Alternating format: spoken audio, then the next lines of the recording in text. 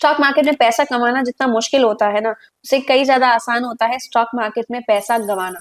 आपका एक डिसीजन, सिर्फ एक रॉन्ग डिसीजन आपके सारे पैसे को जीरो कर देता है। अस्मिता पटेल का केस एक वेकअप कॉल है हर उस ट्रेडर, हर उस इन्वेस्टर के लिए जो मार्केट में जल्दी पैसा कमाना चाहते हैं और उसके चक्कर में फ्रॉड का शिकार हो जाते हैं। आज हम पूरा behind the scenes break down करेंगे और देखेंगे कि एग्जैक्टली क्या हुआ, किस तरीके से फ्रॉड को एग्जीक्यूट किया गया और इससे हमें क्या सीख मिलती है। अस्मिता पटेल पिछले 18 सालों से स्टॉक मार्केट में ट्रेड कर रही हैं, बट उनके पास कोई फाइनेंशियल डिग्री नहीं है फाइनेंस में। उन्होंने अपने खुद का ट्रेडिंग सिस्टम बनाया और लॉन्च किया 2020 में Asmita Patel global school of trading, जो कि रिटेल इन्वेस्टर्स को स्टॉक मार्केट सिखाने के लिए था। वो अपने आप को डिस्ट्रप्टर बताती थी, पुरानी ट्रेडिशनल स्ट्रैटेजीज को फोकस ना करके अपने ट्रेडिंग सिस्टम को रेवोल्यूशनराइज कर रही थी। अस्मिता पटेल अलग अलग सोशल मीडिया प्लेटफॉर्म्स पर भी छाई हुई थी, चाहे वो यूट्यूब हो, चाहे वो इंस्टाग्राम हो, वहां पे उनके लाखों फॉलोअर्स मौजूद हैं। उन्होंने webinars, training sessions, Traders Premier League और फ्रीडम प्रोजेक्ट के थ्रू अपने ब्रांड को प्रमोट किया। सेबी ने इन्वेस्टिगेशन तब चालू किया जब उनके 42 स्टूडेंट्स ने उनके खिलाफ कंप्लेन करी। उनकी ट्रेडिंग स्ट्रैटेजीज, उनकी जो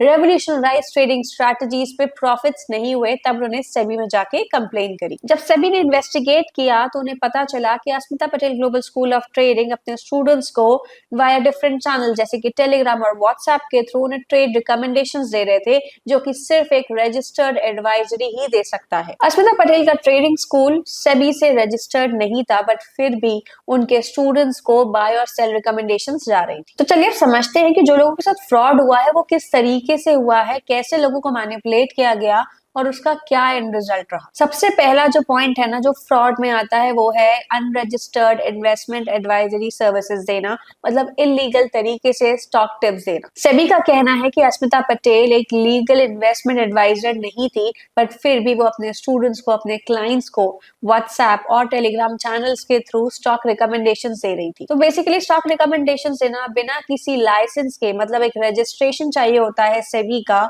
चाहे आप इन्वेस्टमेंट एडवाइजरी का लें या फिर आप रिसर्च एनालिस्ट का लें, उसके बिना आप किसी को भी रिकमेंड नहीं कर सकते कि कौन सा स्टॉक कब खरीदना है और कितने प्राइस पे खरीदना है। सेबी के मुताबिक सिर्फ सेबी रजिस्टर्ड रिसर्च एनालिस्ट और इन्वेस्टमेंट एडवाइजर्स ही इन्वेस्टमेंट एडवाइजरी की सर्विसेज प्रोवाइड कर सकते हैं, यानी कि लोगों को बता सकते हैं कि कौन सा स्टॉक कब खरीदना है, कब बेचना है, कौन से प्राइस पे खरीदना और कौन से प्राइस पे बेचना है। अस्मिता पटेल का जो बिजनेस मॉडल था ना, वो ये था कि लोग उनके एक्सपेंसिव कोर्सेज को ज्वाइन करें। उनका एक कोर्स अराउंड 8 लाख के आसपास आता था। उन्होंने अपने स्टूडेंट्स को इन्फ्लुएंस किया कि वो अपने सेविंग्स, अपनी म्यूचुअल फंड्स, अपने गोल्ड को बेच के उनके कोर्स को ज्वाइन करें। कुछ लोगों ने तो ये तक कहा कि उन्हें परसुएड या फिर इन्फ्लुएंस किया जाता था कि वो मार्केट से लोन लेके उनके कोर्स को ज्वाइन करे, क्योंकि उनका जो ट्रेडिंग सिस्टम है उन्हें गारंटीड प्रॉफिट देगा और कुछ ही महीनों में ना वो अपनी जो कैपिटल है, जो लोन लिया है उन्होंने, वो उसको रिकवर करके प्रॉफिटेबल भी बन जाएंगे। अगर हम रियलिटी की बात करें ना, तो कोई भी फाइनेंशियल इन्फ्लुएंसर, कोई भी फाइनेंशियल एडवाइजर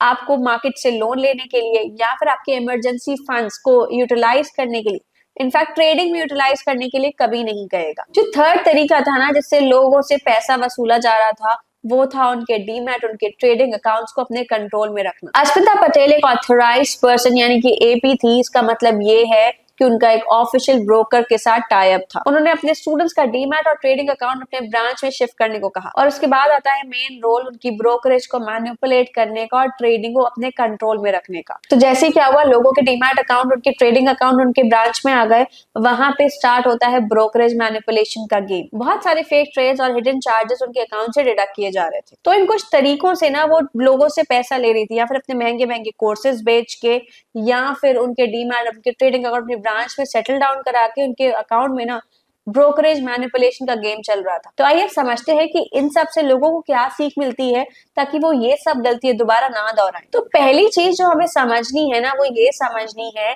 कि मार्केट के एजुकेशन में, मतलब स्टॉक एजुकेशन में और स्टॉक एडवाइजरी में जमीन आसमान का अंतर होता है। स्टॉक एजुकेशन का मतलब होता है कि कोई आपको नॉलेज प्रोवाइड कर रहा है, चाहे वो टेक्निकल एनालिसिस हो, चाहे वो फंडामेंटल एनालिसिस हो। कैसे आपको स्टॉक्स को सेलेक्ट करना है, किस तरीके से आपको स्टॉक्स में ट्रेड करना है, ये होता है मेन काम स्टॉक एजुकेशन का। वहीं अगर आपको कोई बता रहा हो कि ये स्टॉक खरीदो या वो वाला स्टॉक खरीदो, कितने प्राइस पे खरीदो, कितने प्राइस पे बेचो और कितने टाइम के लिए होल्ड करके रखो, तो वो काम आता है इन्वेस्टमेंट एडवाइजरी के अंदर।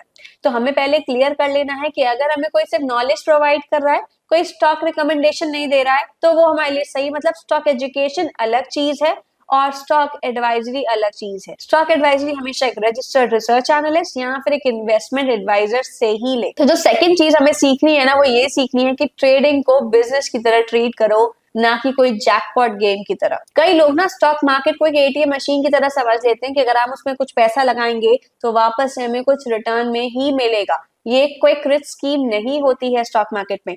जो असली ट्रेडर, जो असली इन्वेस्टर होते हैं ना, वो मार्केट में एक बिजनेस माइंडसेट लेके आते हैं। जैसे बिजनेस में रिस्क होता है और लॉसेज होते हैं, वैसे ही स्टॉक मार्केट में भी रिस्क रहता है, स्टॉक मार्केट में भी लॉसेज होते हैं। इसीलिए सबसे इंपॉर्टेंट है प्लान करना और उसी प्लान के अकॉर्डिंग मार्केट में ट्रेड करना। हम पता है क्या गलती करते हैं, हम सबसे बड़ी गलती ये करते हैं कि कोई भी प्रॉफिटेबल ट्रेडिंग स्ट्रैटेजी मिल जाए, बस उससे हम अमीर बन जाए। बट ऐसा नहीं होता। मार्केट में जैसे जैसे डेवलपमेंट होते जाते हैं ना, वैसे ही हमें खुद में भी डेवलपमेंट करने पड़ते हैं। हमें फोकस करना है हमेशा एक कंटिन्यूस इंप्रूवमेंट पे। जैसे जैसे मार्केट हमें हर दिन ना कुछ सिखाता रहता है, वैसे ही हमें अपने आप को, हमारी स्किल्स को रेगुलरली अप टू डेट रखना होता है। मार्केट में अगर हमने ये समझ लिया ना कि कैसे अपने रिस्क को मैनेज करके चलना है या फिर अपनी कैपिटल को कैसे प्रोटेक्ट करके चलना है, तो हम मार्केट या ट्रेडिंग के गेम को आसानी से जीत सकते हैं। अब जो थर्ड चीज है वो है ट्रेडिंग की साइकोलॉजिकल गेम को समझना। ट्रेडिंग में जितनी जरूरी है ना एक स्ट्रैटेजी का होना, उससे कई ज्यादा जरूरी है एक स्टेबल और एक पॉजिटिव माइंडसेट रखना। हम हमेशा जब भी ट्रेड करते हैं ना, हमारे दिमाग में बहुत सारी चीजें चलती रहती हैं, हमारे अंदर बहुत सारे इमोशंस चलते रहते हैं और वो वही इमोशंस और वही स्ट्रेस हमारी ट्रेडिंग के डिसीजंस को इम्पैक्ट करता है। तो पहली चीज ये समझ लें कि हमें एक क्लियर माइंडसेट रखना है जब भी हम ट्रेड करें। जो भी हम ट्रेड करें, वो स्कैल्पिंग कर रहे हो, वो इंट्राडे ट्रेड कर रहे हो या फिर पोजिशनल ट्रेड कर रहे हो, जिस तरीके से भी हमारा ट्रेडिंग स्टाइल है ना, हमें उसी पे फोकस करना है, उसी पे एक डिसिप्लिन तरीके से स्ट्रैटेजी को यूज करना है और धीरे धीरे छोटा छोटा कैपिटल इन्फ्यूज करके अपने ट्रेडिंग कैपिटल को बढ़ाना है। जो नेक्स्ट लर्निंग है वो बहुत ज्यादा इंपॉर्टेंट है हर एक नए ट्रेडर के लिए, हर एक नए इन्वेस्टर के लिए। हमें क्या मिलता है, हमें कोई नई स्ट्रैटेजी देखने को मिल जाती है, हम उससे तुरंत मार्केट में ट्रेड करना स्टार्ट कर देते हैं। 2-3 दिन बाद अगर हमें अच्छे प्रॉफिट्स होते हैं, उसको कंटिन्यू करते हैं। जैसे ही बड़े बड़े लॉसेज होने लगते हैं ना, अब उस स्ट्रैटेजी को खराब करने लगते हैं और फिर दूसरी स्ट्रैटेजी में स्विच होने लगते हैं। बट मार्केट में अगर आप कोई स्ट्रैटेजी यूज करना चाहते हैं ना, तो सबसे पहले उसको बैक टेस्ट करें, उसको पेपर ट्रेड करें, एक डेमो अकाउंट बनाएं और उसी में उसी स्ट्रैटेजी के बेसिस पे जब भी सिग्नल जनरेट होना तभी ट्रेड करें और फिर देखें कुछ महीनों के बाद कि उस स्ट्रैटेजी से आपको कैसे प्रॉफिट्स हो रहे हैं। अगर आपको अच्छे प्रॉफिट्स हो रहे हैं तो एक छोटा सा ट्रेडिंग कैपिटल लेके उस स्ट्रैटेजी को फॉलो करें। जैसे ही आपको स्ट्रैटेजी में कॉन्फिडेंस आने लगे ना, तो अपने ट्रेडिंग कैपिटल को बढ़ाएं। बट अगर आपको स्ट्रैटेजी में कॉन्फिडेंस नहीं आता है, तो फिर से दूसरी स्ट्रैटेजी यूज करें, उसको बैक टेस्ट करें और रियल टाइम ट्रेडिंग करने से पहले ना उसको अच्छे से एनालाइज कर लें।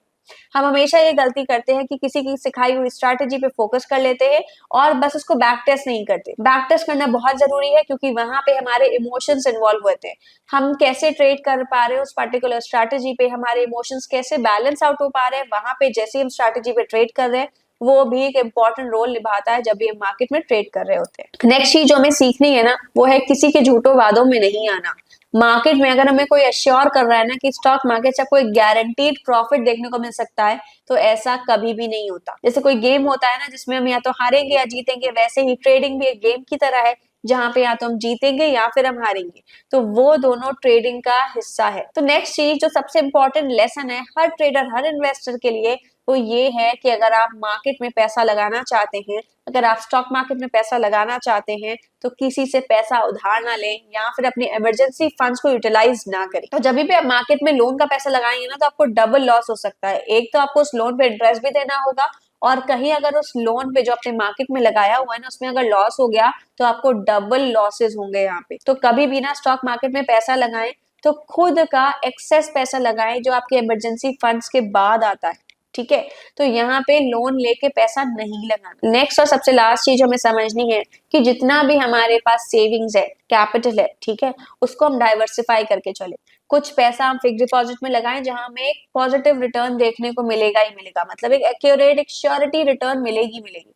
वहीं कुछ पैसा म्यूचुअल फंड्स में लगा दे जहां हमें डायरेक्टली मैनेज करने की जरूरत नहीं पड़ेगी। वहीं कुछ पैसा आप स्टॉक मार्केट में लगाएं जहां पे आप एनालाइज करेंगे या फिर किसी रजिस्टर्ड एडवाइजर से टिप लेके वो आप उसको बाय और सेल कर सकते हैं। तो यहाँ पे अपने कैपिटल को डाइवर्सिफाई करके चल रहे हैं, अलग अलग इन्वेस्टमेंट एवेन्यूज में अपना पैसा लगा रहे हैं, जिससे कि क्या होगा, हमारा रिस्क भी कम होता जाएगा। अस्मिता पटेल का केस एक वेकअप कॉल है हर उस ट्रेडर, हर उस इन्वेस्टर के लिए जो मार्केट में जल्दी पैसा कमाना चाहते हैं और उसके चक्कर में फ्रॉड का शिकार हो जाते हैं।